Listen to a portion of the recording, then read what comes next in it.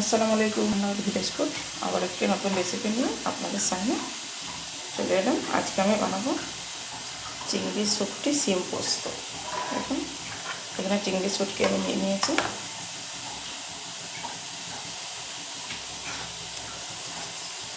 যে সিমকে এরকম করে 2 পিস করে কেটে নিয়েছি। পেঁয়াজটার পরিমাণটা একটু বেশি নিয়েছি। এখানে আমি মিডিয়াম সাইজের 4টের মতো পেঁয়াজ নিয়েছি। লঙ্কা গুঁড়ো লাগবে। এটা পোস্ত বাটা শিলপাতায় বেটে নিয়েছি। পোস্ত, ধনেপাতা কুচি, নুন আর সরষের তেল, এই অল্প কিছু উপকরণ দিয়ে আজকে সিম পোস্ত বা রেসিপি আপনাদের সাথে শেয়ার করছি। দেখুন, গ্যাসটা অন করে দিয়েছিলাম। এবার আমি তেলটা দিয়ে দিচ্ছি। তেলটা একটু বেশি পরিমাণে লাগে একটু। এবার চিংড়ি মাছগুলো আগে আমি নেড়ে নেবো।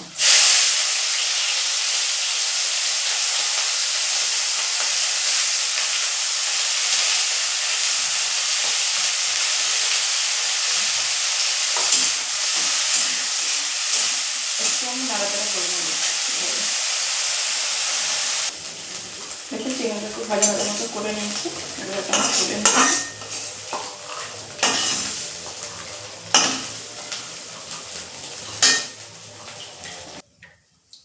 দেখুন, এবারে তেল দিয়ে দিচ্ছি।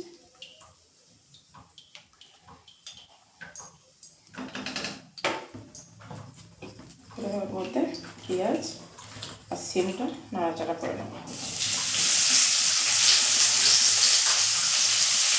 এটা একসাথে নাড়াচাড়া করবো।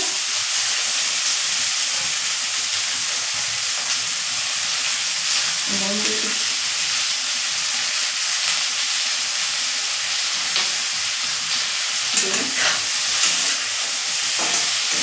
এটা হচ্ছে ভালোভাবে নাড়াচাড়া করে নেব।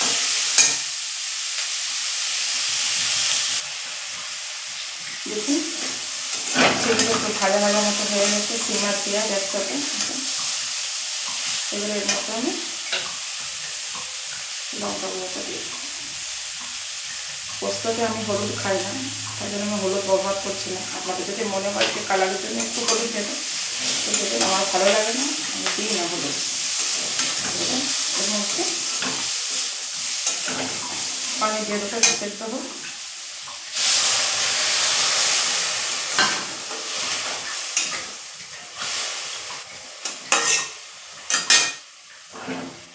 বেশি পানি দিয়ে অল্প একটু পানি, সিম সেদ্ধ হতে সময় লাগে না। আমি চিংড়িটাও দিয়ে দিচ্ছি।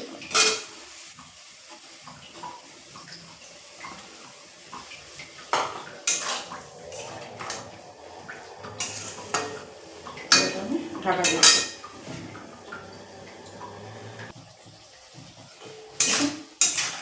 এবারে এর মধ্যে আমি পোস্তটা দিয়ে দিচ্ছি।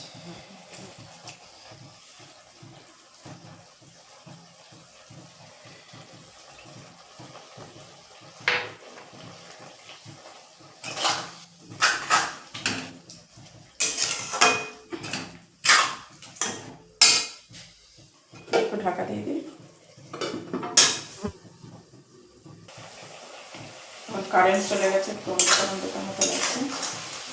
এবারে আমি একটু ভাজা ভাজা মতো করে নেবো, কারণ পোস্তই ঝোল বা কোনো গ্রেভি মতো হবে না। তো এবার নাড়াচাড়া করে একটু ভাজা ভাজা মতো করে নেবো। হয়ে গেছে। এবারে এর মধ্যে আমি ধনেপাতা কুচিটা ছড়িয়ে দিলাম।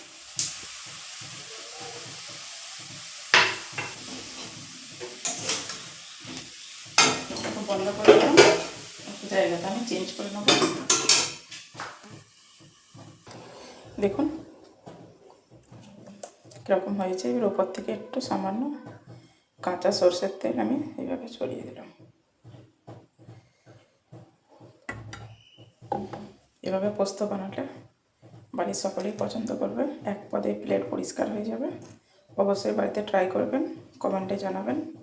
যদি ভিডিওটি ভালো লেগে থাকে লাইক কমেন্ট বন্ধুদের মধ্যে শেয়ার করবেন। যদি আমার চ্যানেলে নতুন হয়ে থাকেন চ্যানেলটাকে সাবস্ক্রাইব করবেন, নতুন নতুন নোটিফিকেশান আপনাদের কাছে পৌঁছে যাবার। আল্লাহ হাফেজ।